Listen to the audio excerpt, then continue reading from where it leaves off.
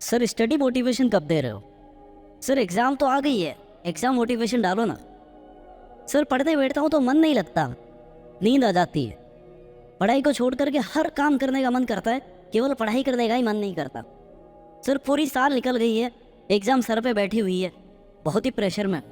ये 10-12 मिनट का वीडियो समर्पित है हर उस स्टूडेंट को जो पढ़ना तो बहुत कुछ चाहता है, जिसके सपने बहुत बड़े बड़े हैं लेकिन पढ़ नहीं पा रहे। इस वीडियो की एक भी लाइन मिस मत करना और इसको स्किप मत करना। वीडियो की शुरुआत करते हैं थोड़ी सी बोरिंग लाइंस के साथ, लेकिन जैसे जैसे आप मेरे शब्दों को सुनते जाओगे वैसे वैसे इनमें खोते जाओगे और इनकी ताकत को महसूस करते जाओगे। चलो लेट्स स्टार्ट। एक अकेले तुम हो जो अपनी पूरी लाइफ को बदल सकते हो, या तो बना सकते हो या फिर बर्बाद कर सकते हो। आप में से कई स्टूडेंट ऐसे हैं जो पढ़ना तो चाहते हैं लेकिन उनका मन पढ़ाई में नहीं लगता। अच्छे मार्क्स लाना चाहते हैं, क्लास को टॉप करना चाहते हैं, लेकिन उस हिसाब से पढ़ाई नहीं कर रहे हैं जिस हिसाब से उन्हें पढ़ना चाहिए। एग्जाम टाइम में भी वो कहीं ना कहीं अपना टाइम वेस्ट कर रहे होंगे। और आजकल के कंपटीशन के ज़माने में तुम्हारा अगर थोड़ा सा ध्यान भी डाइवर्ट हुआ ना तो तुम्हारी रैंक बहुत पीछे हो जाएगी, यहाँ तक कि तुम रेस से भी बाहर हो सकते हो। और आजकल माइंड डाइवर्जन का बेस्ट सोर्स है तुम्हारी जेब में रखी तुम्हारी बर्बादी, तुम्हारा mobile phone, social networking, online games, web series, Insta reels. और बहुत सारे स्टूडेंट्स इस सब में उलझे पड़े हैं। उन्हें पता ही नहीं चल रहा कि कब जुलाई का सेशन शुरू होकर मार्च के बोर्ड, आईआईटी, नीट के एग्जाम आ गए हैं। वो टाइम वेस्ट करते करते यहाँ तक पहुँच गए। इस बात की रिग्रेट में है कि मेरा अब क्या होगा। तो दोस्तों, इस रिग्रेट से कि मैंने कितना टाइम खराब कर दिया है, मैंने क्यों तैयारी नहीं की, इससे बचने का एकमात्र यही तरीका है कि लगातार बिना माइंड को डाइवर्ट किए पढ़ाई करना। कभी भी ये मत सोचना कि मेरे पास अभी बहुत टाइम पड़ा हुआ है, क्योंकि सभी के पास इक्वल टाइम है। और जब तुम ये सोच रहे हो ना कि मेरे पास बहुत टाइम है, तब बहुत से स्टूडेंट ये सोचकर पढ़ाई कर रहे होते हैं कि यार ये मेरा लास्ट चांस है, मेरे पास सिर्फ आज का दिन है। इसलिए अगर रेस में जीतना है ना तो दौड़ तो करनी पड़ेगी, वो भी बिना रुके, बिना थके। अगर तुम अपनी तैयारी बीच में छोड़ देते हो या सोचते हो कि यार कल कर लूँगा, थोड़े दिन बाद कर लूँगा, उसी वक्त एक अच्छी रैंक, एक अच्छे टॉपर बनने का सपना ना तुम्हें पीछे छोड़ देता है। और इन सब के लिए सबसे ज़्यादा ज़रूरी है तुम्हारा फोकस्ड रहना। अगर तुम सिर्फ और सिर्फ अपनी पढ़ाई पे, अपनी किताबों में फोकस होकर मेहनत करते हो तो तुम रेस जीतने के दावेदार बन सकते हो। इसके लिए तुम्हें मल्टीटास्किंग से बचना होगा और पूरे फोकस के साथ सिर्फ और सिर्फ पढ़ाई करनी होगी। क्योंकि पढ़ाई के साथ साथ जब तुम कोई दूसरा काम कर रहे होते हो ना, अपने मोबाइल के नोटिफिकेशन चेक कर रहे होते हो, दोस्तों से मिलने जा रहे हो, खुद को थोड़ा सा सोने का लालच दे रहे हो, तो तुम शायद जीतना ही नहीं चाहते। इन सब से डिस्ट्रैक्ट होने के बाद तुम्हारा माइंड तुम्हें पढ़ाई के लिए मोटिवेट नहीं करेगा, क्योंकि तुम्हारे माइंड को भी भैया कंफर्ट जोन चाहिए और उसे तुम कंफर्ट जोन बहुत आसानी से दे रहे हो। तो वो क्यों ना चाहेगा आराम करना, वो क्यों चाहेगा रात भर जगना। सारा खेल फोकस का है और तुमने फोकस की धज्जियां उड़ा रखी है। दुनिया का ऐसा कोई काम नहीं है जो बिना फोकस के कर सकते हो।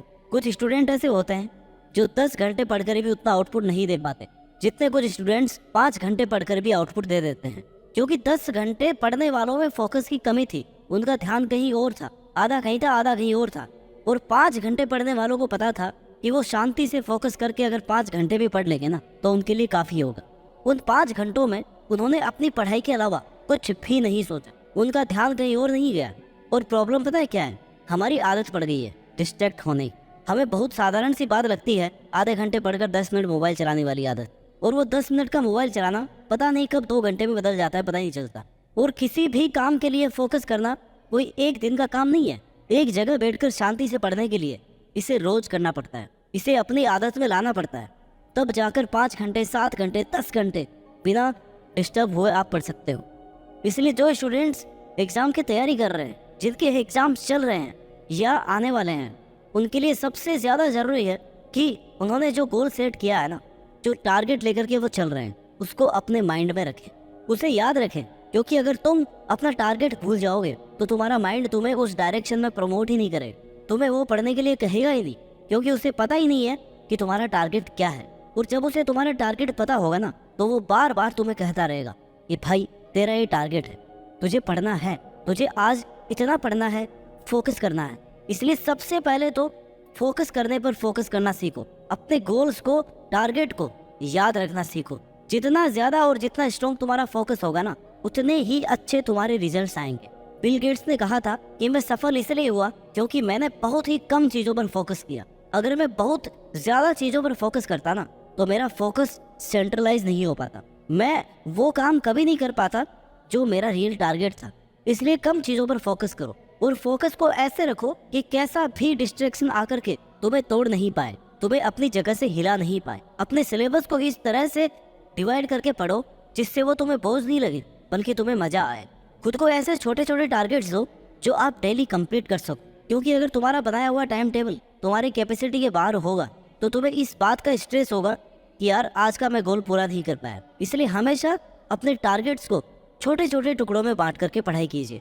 कुछ भी काम करने से पहले अपने माइंड को अलर्ट कर लो कि ये काम करने के लिए बहुत ज्यादा पेशेंस चाहिए, बहुत ज्यादा फोकस चाहिए, क्योंकि तुम्हारा माइंड तुम्हारा दुश्मन है।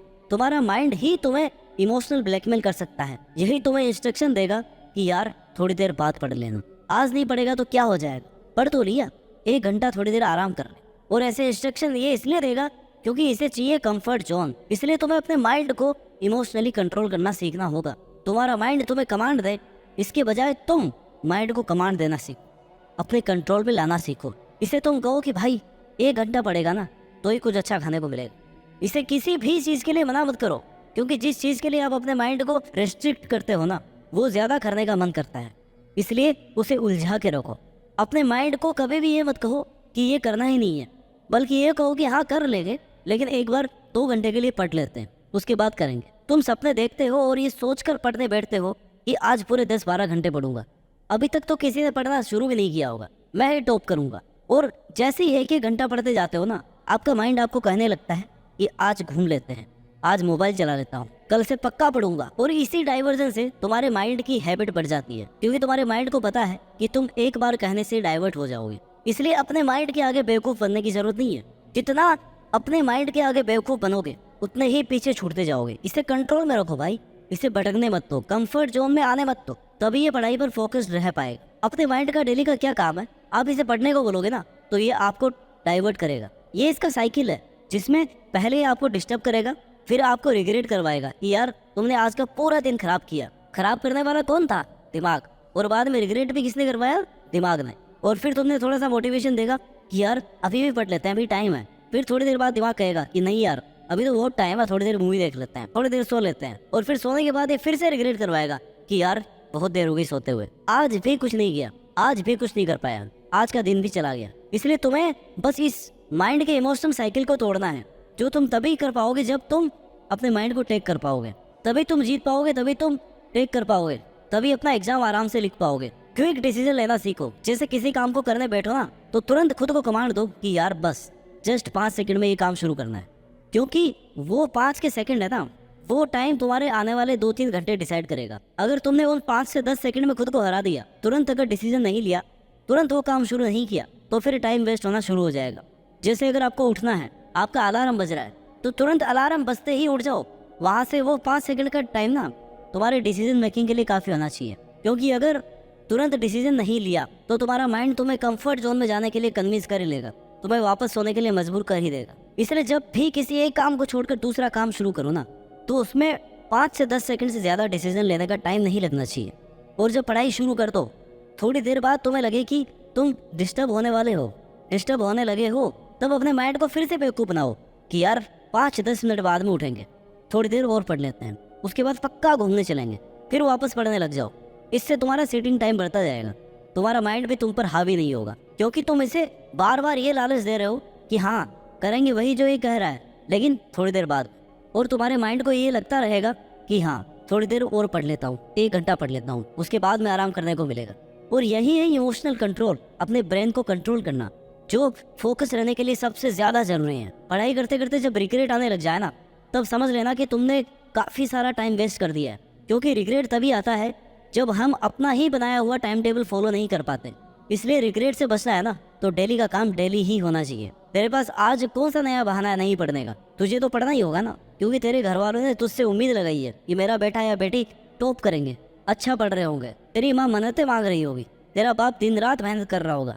तो जब डिस्ट्रैक्ट होने लगे ना तो एक बार उनको याद कर कि वो तुझे यहाँ तक भेजने के लिए किन किन परिस्थितियों से होकर के गुजरे हैं। इसलिए तेरे सामने कितनी भी मुश्किलें, कितनी भी चुनौतियां आए, तुझे जीतना ही है, तुझे इतना अच्छा करके दिखाना है जितना तेरे घर वालों ने सोचा भी नहीं होगा। वो भी एक बार यही बोले कि यार हमने तो सोचा ही नहीं था कि तू यहाँ तक पहुँच जाएगा, तू इतना टॉप कर जाएगा। और सूरज की तरह जलना है ना तो बेटा तपना तो पड़ेगा, मेहनत तो करनी पड़ेगी। एक आड़ा टेढ़ा पत्थर भी हथौड़े की चोट से ना एक खूबसूरत मूर्ति में बदल जाता है, उसके बाद ही वह बहुमूल्य बनता है। तुझे पीछे खींचने वाले बहुत से दोस्त, रिश्तेदार, परिस्थितियां मिलेंगी जो तुझे बार बार ये कहेंगे कि ये तेरी औकात का नहीं है। तो कहाँ IIT MBBS के सपने देख रहा है? छोड़ना यार, मजे लेते हैं। तुझे ऐसे लोगों को कोई जवाब नहीं देना है, इनको जवाब तेरी एग्जाम के रिजल्ट देंगे और चीख चीख कर देंगे कि हाँ मेरी औकात है, मैंने करके दिखाया अपने दम पर। सपने पूरे करने के लिए समझदार नहीं पागल बनना पड़ता है, और सपने देखने से सफलता नहीं मिलती, उन पर रात भर मेहनत करनी पड़ती है। कई रातों की नींद जाग कर अपने सपनों को टाइम देना पड़ता है। कमजोर लोग तभी रुकते हैं जब वो थक जाते हैं, और विनर्स तभी रुकते हैं जब वो जीत जाते हैं। आप मेहनत करोगे तो जिंदगी में जो चाहोगे ना वो हासिल कर पाओगे, बस खुद पर विश्वास बनाए रखना है। आज अपने ड्रीम्स के पीछे भागोगे तो कल लोग दौड़कर आपके पीछे भागेंगे। सफर धुंधला हो सकता है लेकिन वो मंजिल नहीं, वो दौर बुरा हो सकता है लेकिन जिंदगी नहीं। इसलिए अपने सपनों को पूरा करने के लिए, अपने माँ बाप के सपनों को पूरा करने के लिए नींद, आराम, मजे, मोबाइल और गेम्स जैसे व्यक्तिगत छोटे छोटे स्वार्थ छोड़ने पड़ेंगे। इनका त्याग करना पड़ेगा, क्योंकि दोस्त ये वक्त यारी का नहीं, ये वक्त तैयारी का है। तो यारी छोड़ और तैयारी में लग जा आज से, अभी से। तुझे निखरना है, चमकना है, तो इसके लिए तुझे अपनी पूरी जी जान लगाकर पूरे फोकस के साथ बिना किसी डाइवर्जन के अपनी पढ़ाई करनी है।